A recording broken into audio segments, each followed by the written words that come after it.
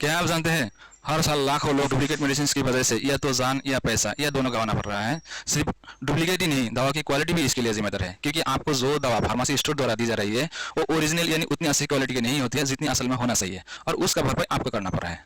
आप original medicine को ना पहचानने के कारण उन लोगों ने आपको डुप्लीकेट या लोअर क्वालिटी की दवा हाथ में थमा दे रहा है और आपको ज्यादा पैसा खर्च करना पड़ रहा है। इसीलिए आज के इस वीडियो में मैं आपको ओरिजिनल मेडिसिन को पहचानने का सबसे सिंपल और शॉर्टकट तरीका बताने वाला हूँ। अंत तक जरूर देखिए।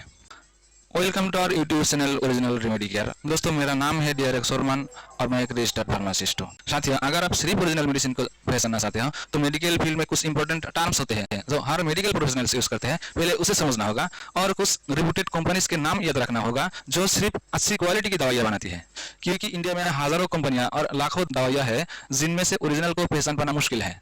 इसीलिए सिर्फ उन्हीं कंपनी को पहचानना बेस्ट होगा जो सिर्फ और सिर्फ ओरिजिनल या जेन्युइन दवाइयाँ बनाती है, जैसे कि Himalaya, Mankind pharma, Sun pharma, Alkem laboratories, doctor Reddy, Lupin pharma या Pfizer etcetera etcetera.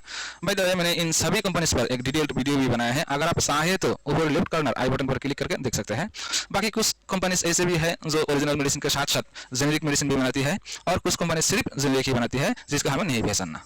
Original medicine को पहचानने के लिए कुछ इंपॉर्टेंट टर्म्स जैसे कि ओरिजिनल या डुप्लीकेट मेडिसिन, जेन्युइन या जेनेरिक, ब्रांडेड या नॉन ब्रांडेड, रेप्यूटेड या नॉन रेप्यूटेड, इथिकल या नॉन इथिकल, इनको भी समझना होगा। बट याद रखिएगा, ये शब्द मेडिसिन बुक्स में नहीं मिलते हैं, जो सिर्फ मेडिकल फील्ड की आम बोलचाल है जिसको मैं आगे बारी बारी से बताऊंगा। लेकिन उससे पहले मैं आपसे विनती करता हूं कि अगर आप इस चैनल पर पहली बार आए हैं तो प्लीज चैनल को सब्सक्राइब कर लीजिए और बेल आइकन को दबा दीजिए, क्योंकि इस चैनल के माध्यम से मैंने आप लोगों को सिर्फ ओरिजिनल मेडिसिन के बारे में बताता रहता हूं, ताकि आप अपनी खुद के लिए ओरिजिनल मेडिसिन सुन सके। इसके साथ ही इन्हीं दवाइयाँ की यूजेस, डोजेस, फायदा, नुकसान और उन्हीं नुकसान से बचने का तरीका जैसा हर तरह की जानकारी देता रहूंगा। अब बात करते हैं ओरिजिनल मेडिसिन की। ओरिजिनल मेडिसिन को पहचानने से पहले ये समझना होगा कि पहला मेडिसिन यानी फास्ट मेडिसिन कैसे बनाई जाती है। सपोज कीजिए धरती पर पहली बार ऐसी कोई बीमार आया, जैसे कि कोरोना महामारी, जिसका कोई दवाई नहीं बनी। दुनिया भर के साइंटिस्ट जो फार्मा कंपनी से जुड़ा हुआ होता है इस दवा को बनाने के लिए लग जाता है, और बहुत सारे रिसर्च के बाद कोई भी मॉलिक्यूल किसी भी फार्मा कंपनी के साइंटिस्ट के हाथ लग जाते हैं तो सबसे पहले उस कंपाउंड की इफेक्टिवनेस और सेफ्टी टेस्ट किया जाता है। उसके बाद प्री क्लिनिकल और क्लिनिकल ट्रायल्स होते हैं जिसमें ह्यूमन वॉलंटियर्स पर भी टेस्ट किया जाता है, और इस रिसर्च में बहुत सारा वक्त और करोड़ों रुपया इन्वेस्ट हो जाता है, और आखिरकार किसी एक साइंटिस्ट ने उस मॉलिक्यूल को आविष्कार कर ही लेता है। इसी मॉलिक्यूल को एपीआई यानी एक्टिव फार्मास्यूटिकल इंग्रेडिएंट्स कहा जाता है, जो डाइजेस्ट को खत्म करता है। इसके अलावा किसी डिसीज की कोई भी दवा अगर पहले से ही है लेकिन वो दवा उतना इफेक्टिव और सेफ नहीं है जितनी असल में होना चाहिए, या तो प्राइस बहुत हाई होता है, उन दवाओं के बारे में भी दुनिया भर के साइंटिस्ट रोज रिसर्च कर रहे होते हैं ताकि पहले से बेहतर कुछ मिले। अक्सर सुना जा रहा है कि कोरोना वैक्सीन लेने की वजह से किसी किसी को बहुत थकान महसूस हो रहा है, या बॉडी पहले से बहुत कमजोर हो रही है, या तो किसी किसी को सेक्सुअल एबिलिटी भी कम हो रहा है। इस टाइप की प्रॉब्लम्स का हल करने के लिए लगातार कोशिशें जारी है और फाइनली बेहतर एक्टिव इंग्रेडिएंट्स बना भी रहा है। इन फार्मास्यूटिकल एक्टिव इंग्रेडिएंट्स से अपना कंपनी रिलेटेड ब्रांड नेम देकर बना हुआ फाइनल प्रोडक्ट यानी दवा को मार्केट में लाने से पहले ड्रग कंट्रोल अथॉरिटी से पेटेंट लेना पड़ता है। पेटेंट का मतलब होता है ऐसा एक एग्रीमेंट जिसके तहत उनकी बिना परमिशन और कोई कंपनी इस दवा को बना भी नहीं सकता है और बेच भी नहीं सकता है, सिर्फ वो ही बनाकर बेच सकता है, चाहे वो देश में हो या विदेश में। लेकिन ड्रग कंट्रोल अथॉरिटी उसे सिर्फ 10 या 20 साल के लिए ही पेटेंट देता है, ताकि उसके बाद हर फार्मा कंपनी ने अगर चाहे तो इसे बनाकर बेच सकता है। इन 10 या 20 साल को पेटेंट पीरियड कहा जाता है।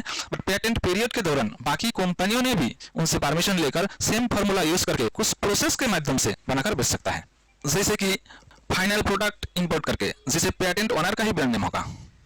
पेटेंट ओनर से एक्टिव इंग्रेडिएंट्स खरीद के अपना कंपनी रिलेटेड ब्रांड नेम देकर, पेटेंट ओनर से लाइसेंस लेकर उन एक्टिव इंग्रेडिएंट्स को बनाकर खुद अपना ब्रांड नेम यूज करके, पेटेंट कंपनी के साथ जॉइंटली काम करके खुद का ब्रांड नेम देकर, और भी कुछ मेथड्स है जिसके साथ पेटेंट ओनर खुद इन्वॉल्व होता है। इसी तरह से बना हुआ दवाओं को पेटेंट ड्रग्स यानी ओरिजिनल दवा कहा जाता है, और ये दवाइयाँ बहुत अच्छी ही होती है क्योंकि इन दवाओं की हर बेस साइंटिफिकली प्रूवन होता है, पर इनका प्राइस बहुत हाई हो जाता है क्योंकि इसमें रिसर्च, टेस्टिंग और पेटेंट कॉस्ट शामिल हो जाता है। डुप्लीकेट मेडिसिन अक्सर इलीगल फैक्ट्रीज या अनऑथराइज्ड मैन्युफैक्चरर्स के द्वारा बनाया जाता है जिनके पास गवर्नमेंट अप्रूवल नहीं होता है। ऐसे दवाइयाँ सिर्फ ओरिजिनल का ही नहीं बल्कि जो दवा अच्छी है यानी ओरिजिनल, जेन्युइन, ब्रांडेड, रेप्यूटेड या जो भी बोले, उनका नाम, packaging, colour, size, shape, level और लोगो को भी करके बनाया जाता है ताकि ओरिजिनल या ब्रांडेड जैसे ही दिखे, लेकिन उसके अंदर का एक्चुअल फार्मूला, कंपोजिशन और क्वालिटी ओरिजिनल जैसे नहीं होता है।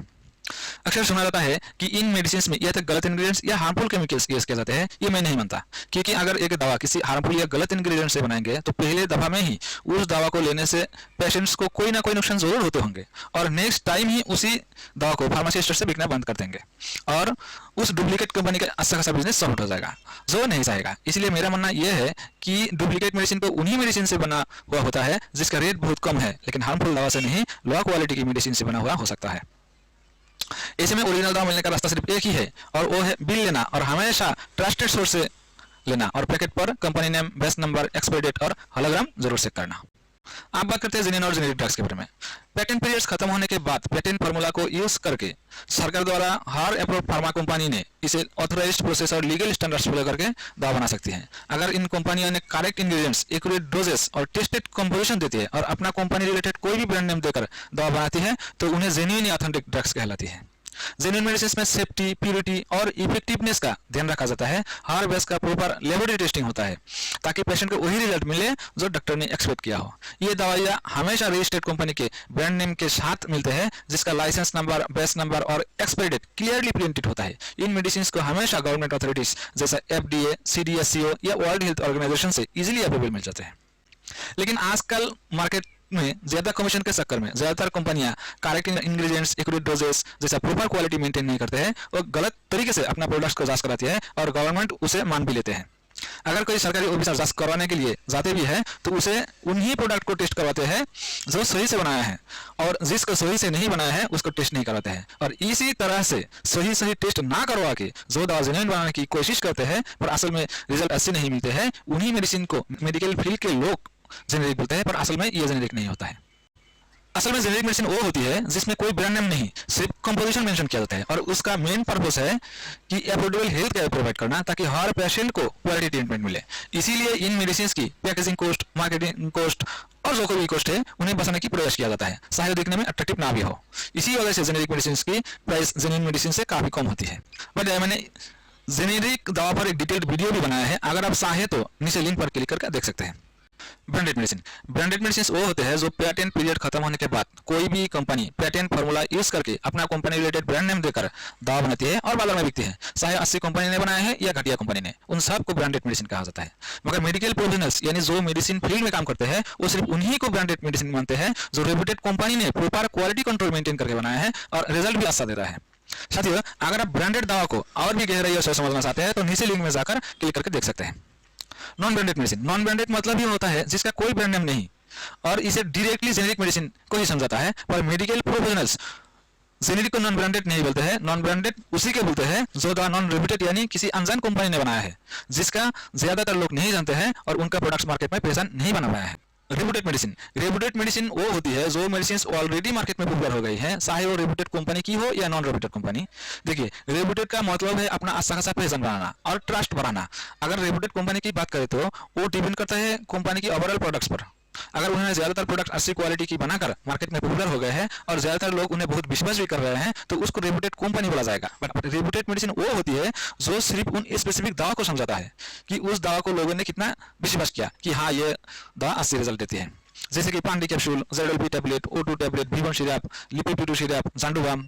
और जाहिर सी बात है कि ये दवाइयाँ ज्यादातर रेप्यूटेड कंपनी की ही होती है, तभी तो कंपनी ने रेप्यूटेड हो गई है, जैसे कि Sun pharma, Cipla, Alkem, doctor Reddy, Lupin, Abbott, Pfizer etcetera. और नॉन रेप्यूटेड मेडिसिन वो होती है जिसको ज्यादातर लोग नहीं पहचानते हैं, चाहे वो अच्छी रिजल्ट दे या ना दे। और इन दवाइयाँ ज्यादातर अननोन या लेस नॉन फार्मा कंपनीज के ही होते हैं।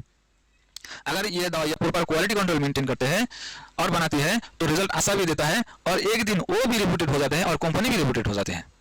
मगर मार्केट में कमीशन के चक्कर में कंपटीशन देने के लिए प्रॉपर क्वालिटी कंट्रोल नहीं करते हैं और ऐसी मेडिसिन कम इफेक्टिव या हार्मफुल भी हो सकती है और ज्यादातर डुप्लीकेट मेडिसिन इन्हीं टाइप की दवाओं से रीपैकिंग करके बनाई जाती है।